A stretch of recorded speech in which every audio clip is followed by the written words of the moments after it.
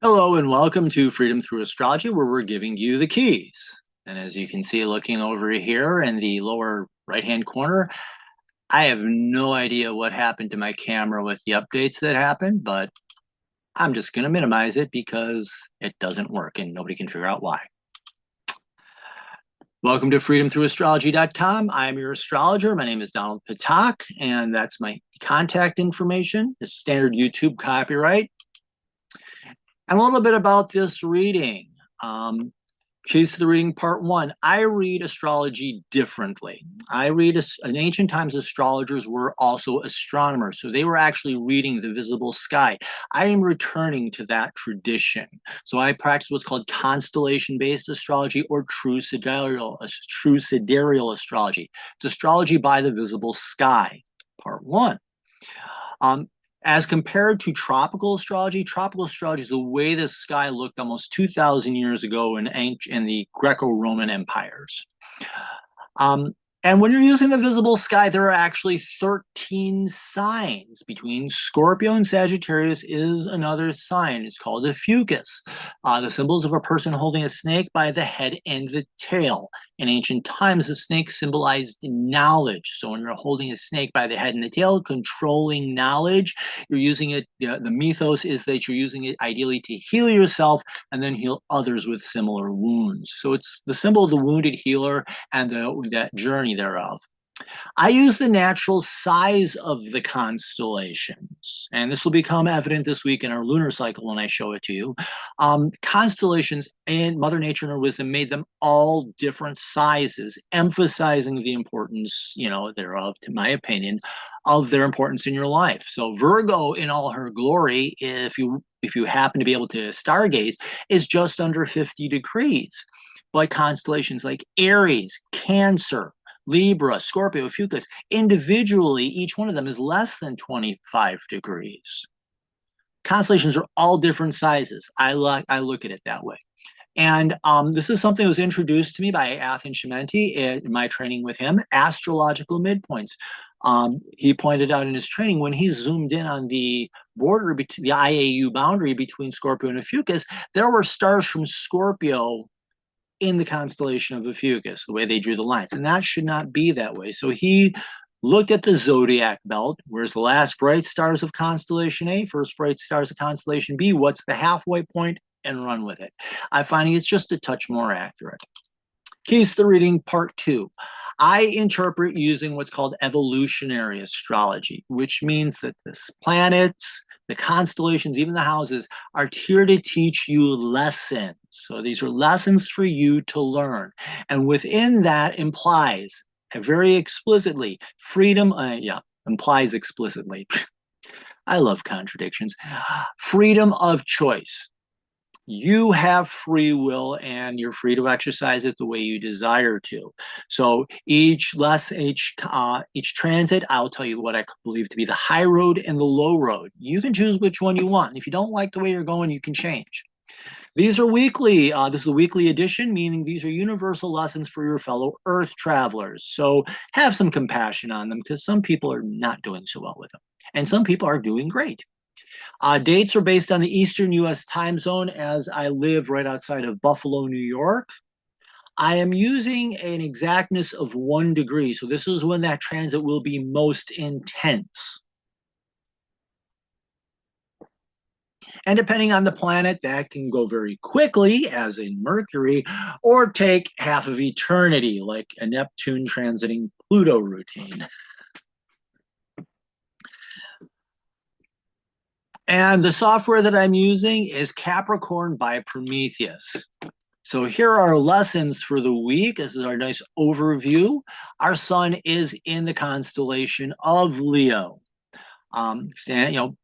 Self-expression, literally, of who you are.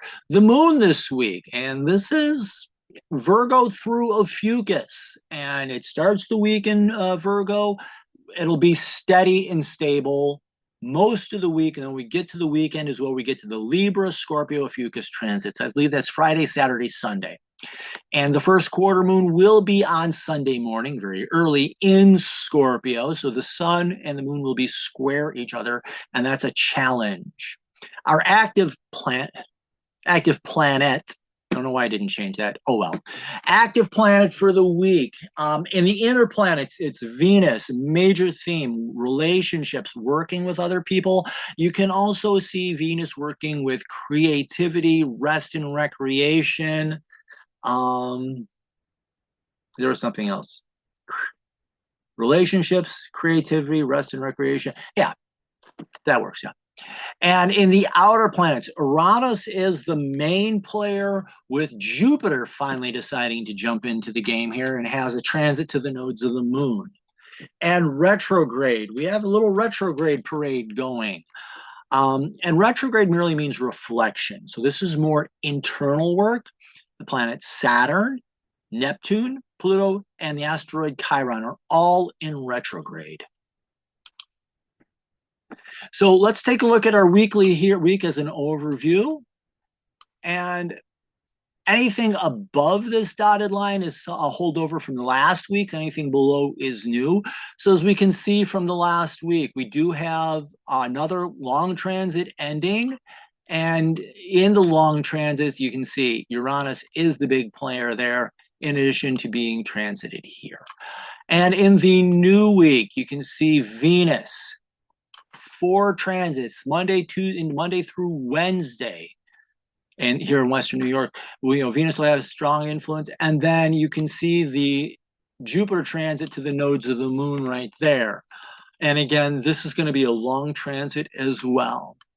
So those are our planets. And if you take a look at the moon, we start the week with Virgo. And like I said, Virgo goes 50 degrees, just under 50 degrees in the sky. It is huge. And so you can see that goes into Friday, early Friday before noon. It slips into Libra. Saturday before noon, I believe it slips into Virgo, and Sunday afternoon, early evening, it slips into Ophiuchus.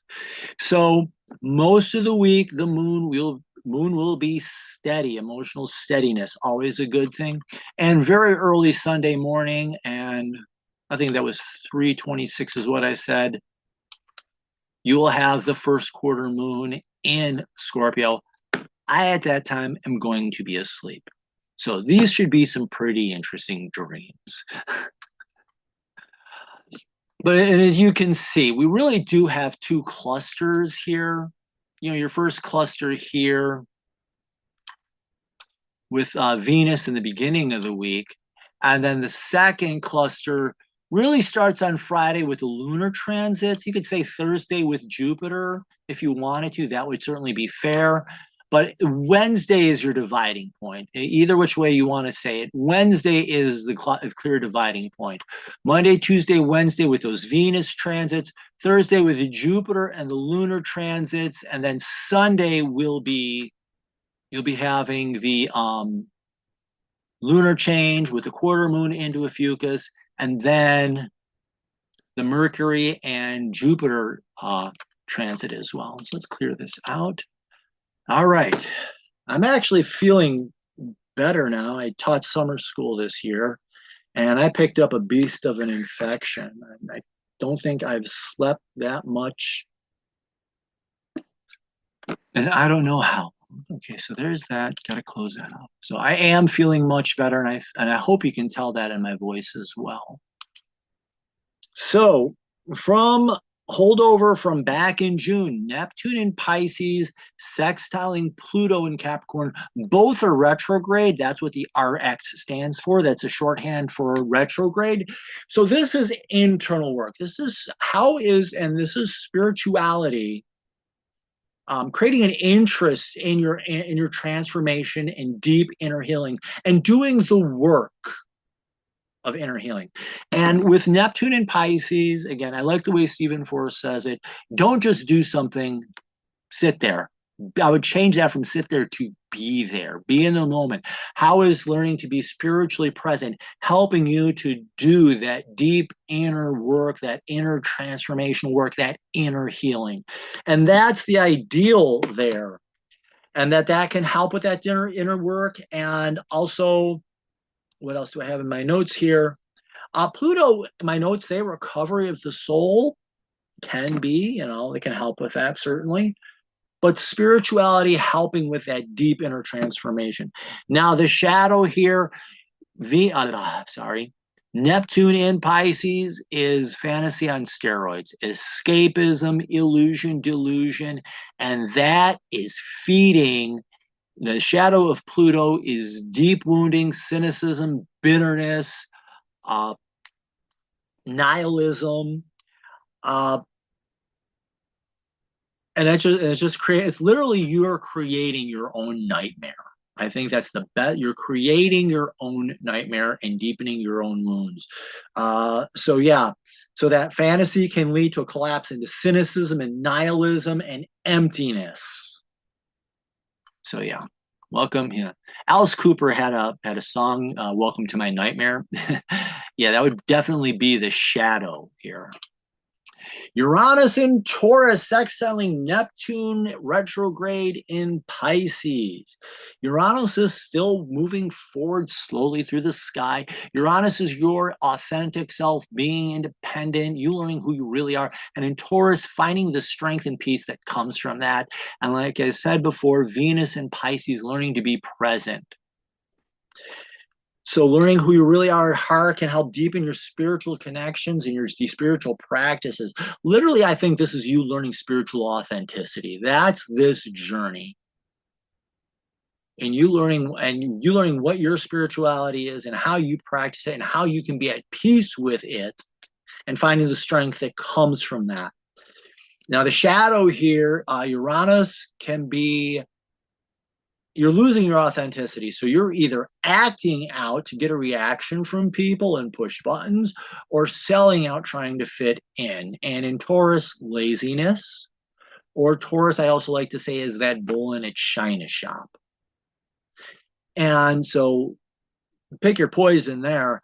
And Neptune in Pisces is falling into fantasy. So literally you have this internal fantasy and you're falling for your own illusion and acting out and responding to an illusion. And it can leave you feeling isolated, alone. Okay, wait a minute, wrong one. Yeah, it's pointless rebelling and selling out to fitting in, falling into, no, wait a minute. There we go. Yeah, losing your individuality and falling into this emptiness that can have you feeling isolated and alone and feeling you being stuck in an illusion. So you're acting out and reacting to your own illusion.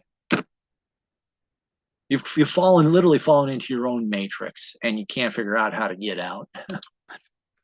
And here we have, oh God, the two old planets of the solar system. Neptune is older than Uranus, according to the theory.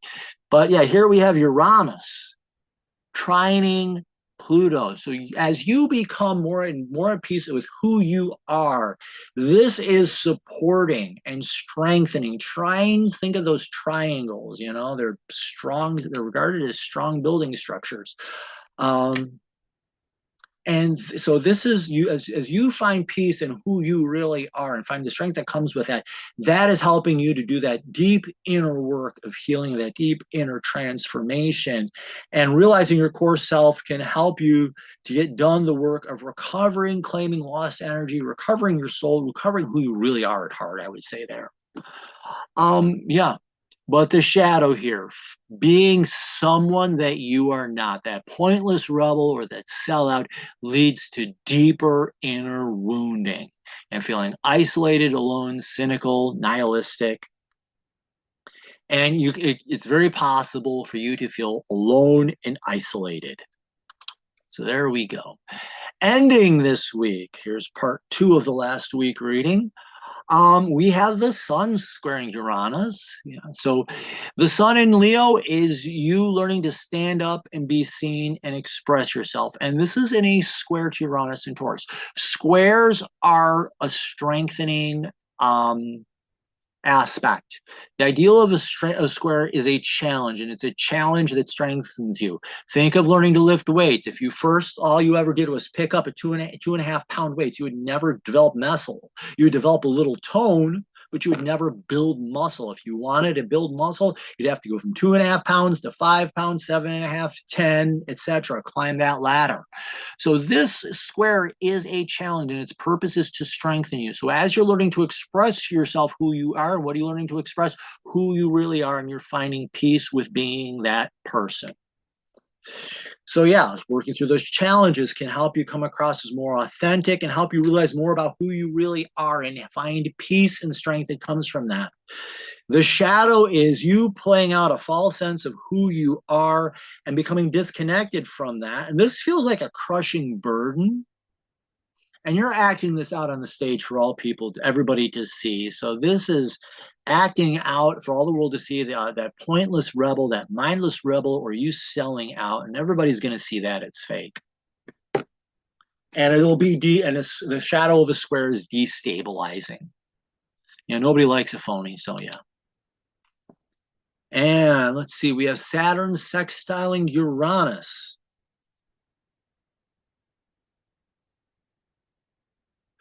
And Saturn is the planet of maturity, teaching you maturity and self-discipline. And in Pisces, you're learning to be present. You can also perceive that to be your spirituality as well.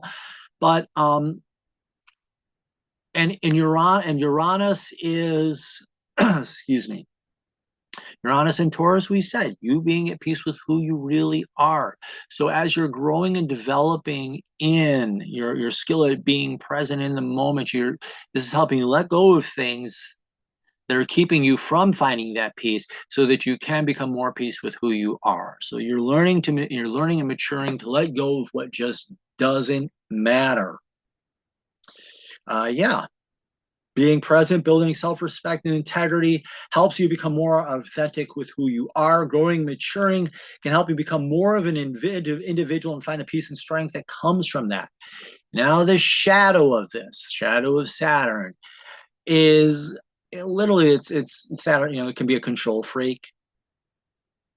Imagine being an over-the-top control freak, or someone who's selling out and trying to fit in and trying to control others or micromanage others.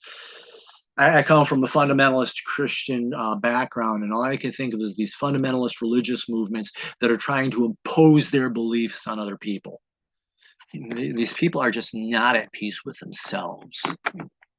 That when I was doing that, I'll speak from my own personal experience. I wasn't at peace with myself.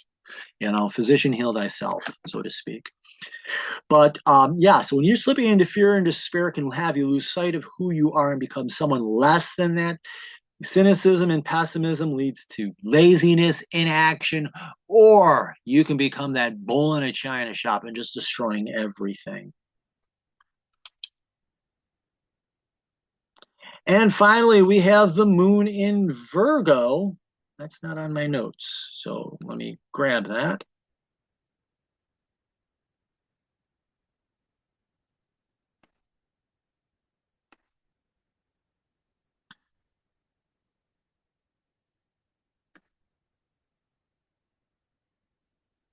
Yes, we have the moon in Virgo. So this is the emotional self looking to improve and become better. Yeah, hold on a second. I don't know why I didn't put that in. That's my bad. So yeah, you're looking to improve yourself and so what you're doing is you're letting go of what no longer serves you and no longer is useful and replacing it with newer skills. So it's stepping up, becoming responsible and practical. So you're looking to see where you can become better in life and better your emotional skills. I would say emotional intelligence. It would certainly be an aspect of this, but it's learning to become skilled in it. And the shadow here is falling in and being a worrywart. Worrying about everything can lead to feelings of overwhelm and becoming critical of yourselves and others, especially yourself, and becoming a perfectionist. Virgo and Capricorn both like to do things right, and being driven to become a perfectionist just holds you down and holds you back. So here we go. And this leads us finally to our new transits. which is our Venus collection. Venus in Cancer trining Saturn retrograde in Pisces. So Venus in Cancer, Venus, relationships, creativity, rest and recreation, having fun. And how is this nurturing? Cancer is learning to be nurturing, caring. Cancer can also be about healing, and it's emotion. Cancer ruled by the moon, emotional healing as well.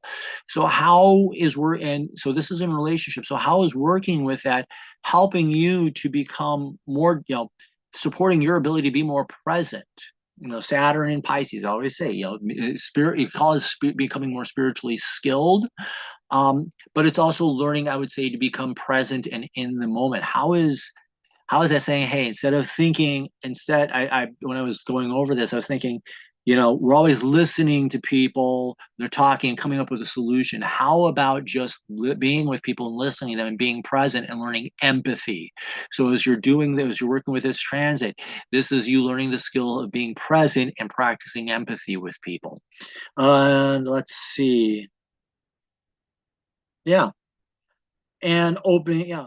And then the shadow here is being slick and manipulative, trying to, this is underhanded control, I would say, where Saturn is more blatant, hard-handed control. Venus is more slick and manipulative. So how, it's preying on the wounded, preying on the walking wounded in your relationship circle and finding ways that allow you to put them under their thumb and control them.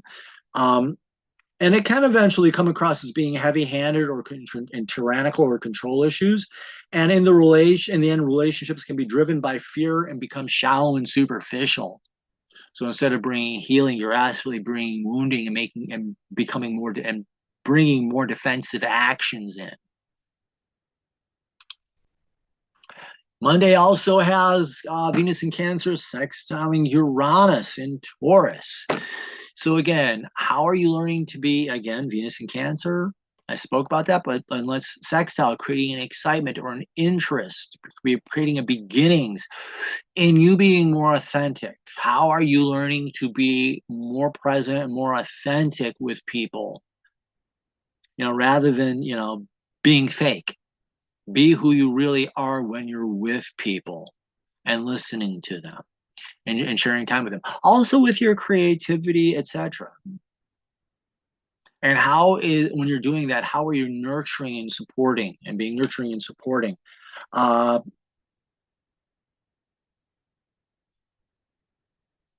in doing so and learning to do that with people, you're learning to you're supporting and building you being more of your authentic self.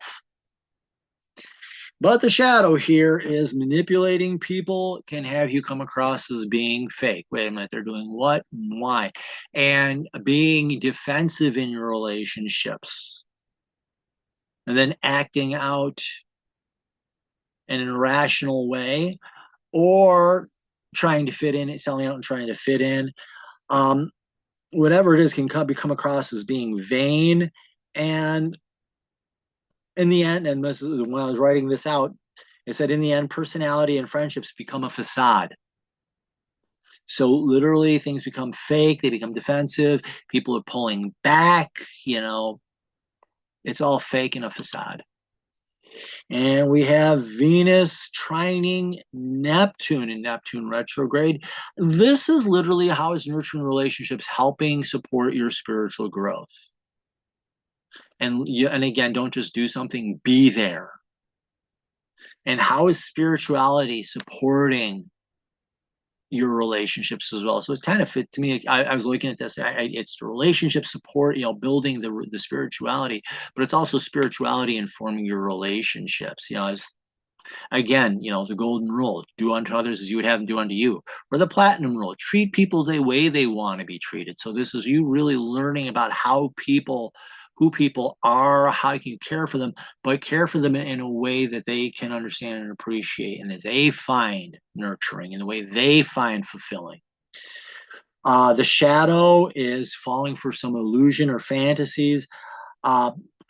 and or thinking that you're better at relating to people than you really are leads to shallow, empty, and meaningless relationships. Vanity and defense or defensiveness are fed by this illusion, and it really can lead, instead of being supporting, it's a slippery slide into a mess. Tuesday, and we have Venus in Cancer opposite Pluto retrograde in Capricorn. And this is a time of reflection. Oppositions can be a time of balancing. They're also a time of reflection. And in this case, I think reflection works better. So as you're becoming more nurturing in your relationships, how is that helping you do deep inner healing on yourself, and maybe even helping other people receive inner healing as well? I'm kind of reminded of the phrase "physician, heal thyself." Yeah. But yeah, reflect on how being nurturing relationships, assist in the work of inner transformation and healing, and practicing empathy and building harmony can help you face what is hidden or lost and do the work of recovering it.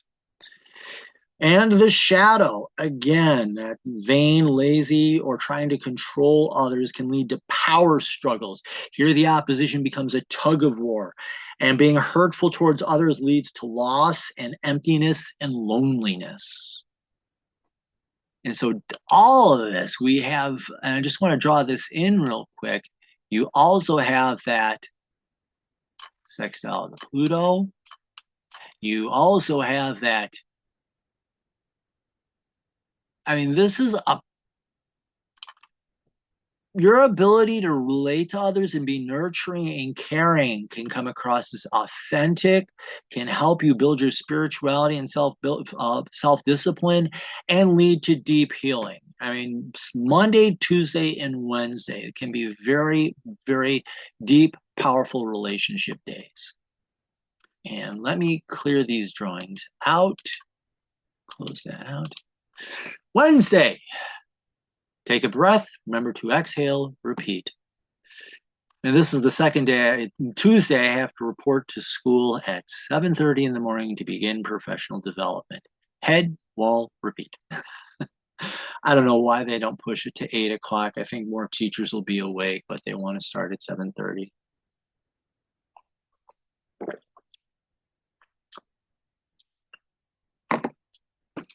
So Wednesday, do take, you're going to have those transits going on, but remember to take a breath, exhale, repeat. Thursday, Jupiter decides to show up, and Jupiter will be trining the North Node in Aquarius.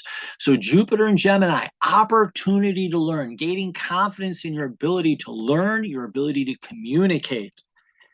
And yeah, this one goes on for quite a bit. Couple 2 weeks here. And that is supporting your North Node. North Node is your purpose in life. Step one in understanding the North Node here is looking at where it falls in your birth chart. Because where it falls in your birth chart tells you the ultimate lesson of the North Node. And when it's in Aquarius, this is your learning to go on and your authentic journey. Up to a point, I know a couple of people, I had my North Node in Pisces. And so when North Node was going through Pisces and I was talking to them, our journeys were a little similar. But as the North Node entered Pisces, I noticed our paths diverging. I began studying one thing in my spiritual practice, and other people were feeling called off into other ones. So this is where you're taking your life's destiny and really making it your own and individuating it. So here, gaining the confidence to learn is supporting your journey and making your journey more authentic. And you're helping you to make your destiny, the journey towards your destiny, more authentic, more individualized, more personal to you. I think that's the most important thing here. Yeah. And the shadow here, Jupiter in Gemini, is a crisis in confidence. And it's overconfidence in your learning and overconfidence in your ability to communicate, or it's underconfidence. And the shadow of the North Node is just ignoring your destiny, ignoring your purpose, trying to hide from it or deny it. And in Aquarius, you're either acting out or selling out. You're not following your path. You're doing either what somebody else is doing or you're not doing anything at all. So, that crisis in confidence can lead you away from your life's purpose or putting the wrong face on it. And it's possible to come across as fake or being mistaken. On Friday, we have the moon entering the Libra. This will be a time of emotional paradox, things going up and down, not exactly making sense, but that's okay. Think of Libra being the scales. You put a weight on one side, you put the weight something on the other side, and the scales go up and down. Let your emotions swing a little bit and just ride the wave. I think that's the best way the best way to handle that is just learn to ride the emotional wave, follow the wind. If you've ever flown a kite and the wind is really blowing hard, you fly it one way, but as the wind lightens down, you fly it a little bit different. So I think that's a good analogy. But open up to reorienting, balancing, and reconnecting to your emotions. Take time to calm down and embrace the paradox. Let that be okay. And accepting ambiguity can help you stay open and able to accept differences within yourself and within others. And the shadow here is just getting totally out of balance and being unwilling to make decisions or refusing to see a situation from a different perspective can have you feeling out of control, completely out of emotional control. Think of that pendulum, that scale swinging up and down, and you pull one weight off and put a different one on, and the scale never gets a chance to settle. So it's being emotionally unsettled. And whichever one you choose will feed the moon on Saturday, where the moon enters Scorpio. Emotional depth and facing your deep emotional truths. So open up to the deep truths in life that are before you, especially the emotional ones. Expect some intensity and deep moods as well. Be willing to explore them. If a dark mood comes up or a deep mood comes up, explore whether it's a good mood or bad mood. People think Scorpio always has to be a bad mood. I ran into somebody, it was a Scorpio moon, and they were just having an ecstatic, great day. Scorpio can allow that. The shadow is the dark moods only. So be willing to explore whatever you're feeling deeply and feel it deeply. The shadow here is falling into that sour mood, and that can complicate life and situations more than they need to be, or projecting the reasons for your foul mood onto other people. Ick. And on Sunday, things get busier.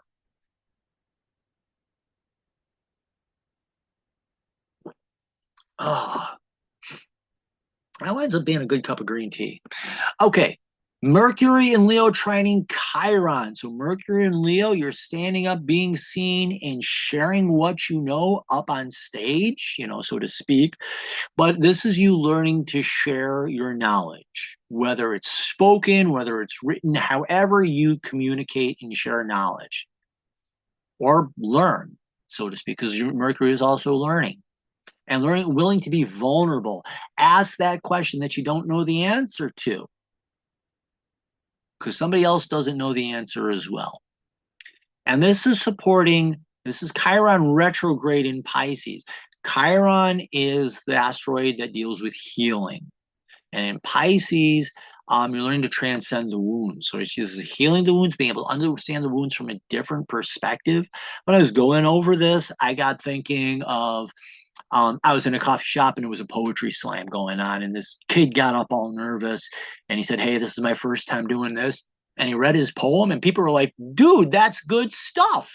And they were applauding him. And that was, kind of a healing journey for him at that time. That was many, many, many years ago. But, as you stand up and be seen and you share your learning in the public stage, this can help you heal internally and transcends the wounds, understand the wounds from a different perspective, heal them and release them. And so this is reflecting on that healing journey as well.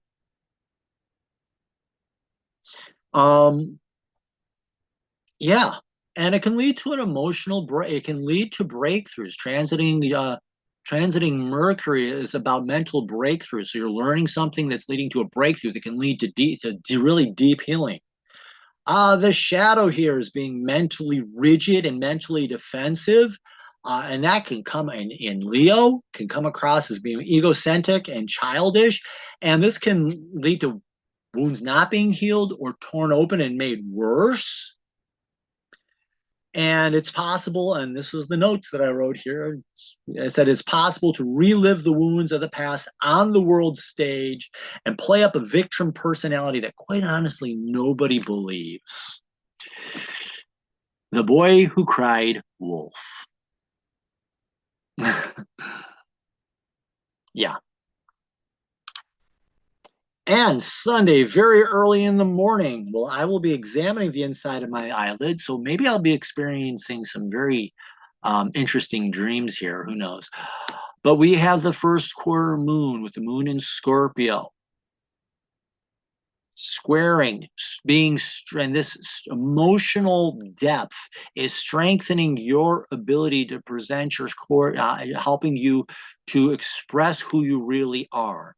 Remember, the sun is your core identity in Leo. It's looking to stand up, be seen, and express. So here, sharing your emotions with other people can be a strengthening experience. And Scorpio actually can be part of, it's ruled by Pluto, I think. Yeah, ruled by Pluto, can be deeply healing. So Scorpio can have a role in the healing journey, a very deep role in the healing journey. So yeah.